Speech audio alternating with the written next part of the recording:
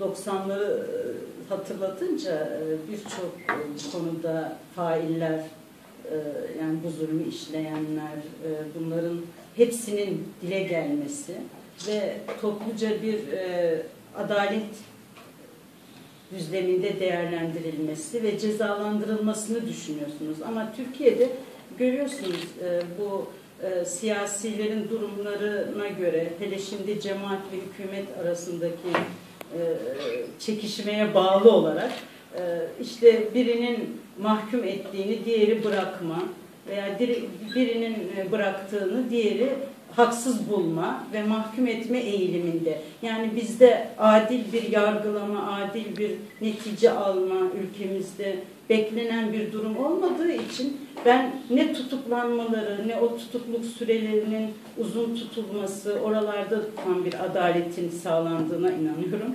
Ne de bırakılma olaylarının adil bir değerlendirmeyle yapıldığını kabul ediyorum doğrusu.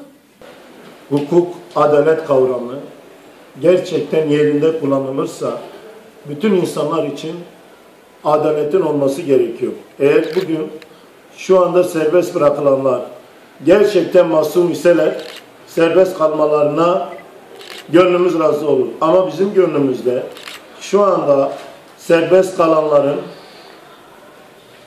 bazılarının kesinlikle masum olmadığını ve yıllarca bu bölgede Müslümanların kanını aktığını, bu bölgede Kürtlerin kanını akıttıkları tespitlidir. Buna rağmen Ergenekon ve Balyoz bağlamında eğer serbest bırakılıyorsa 90'lı yıllarda binlerce dindar insan gözaltına alındı. Müebbet cezalarla şu anda hepsini cezaevine tıktırdılar.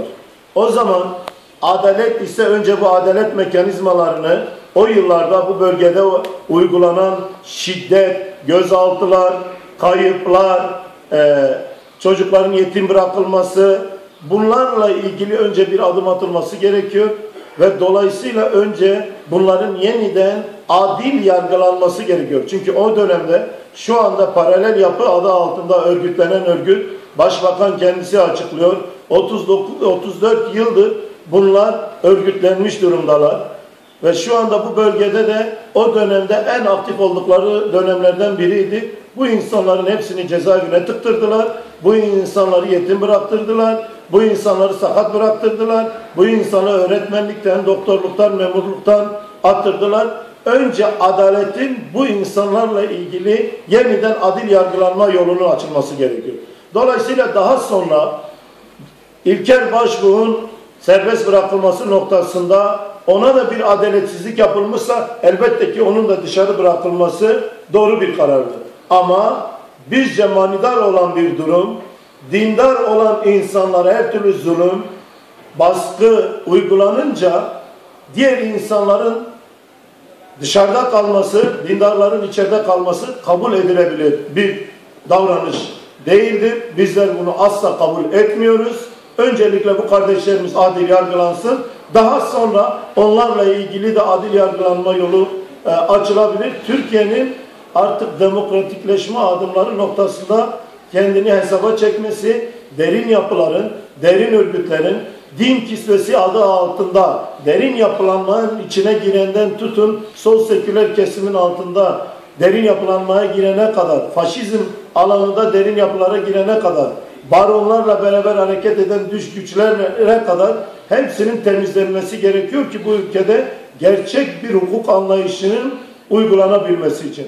Dolayısıyla hükümetimizden atmış olduğu bu güzel adımlardan dolayı tebrik ediyoruz ama en büyük noksan olan noktalardan bu bölgedeki dindar kardeşlerimizle ilgili adım atmamasını da manidar buluyoruz ve bu konuda acilen hükümetimizin adım atmasını ve başbakanımızın konuyla ilgili geçmiş dönemde yargılananların ve kasten hiçbir suç unsuru olmadan evlerine çeşitli malzemeler bırakılarak gözaltına alınanların yeniden yargılanma yoluyla derhal serbest bırakılmasını diliyoruz.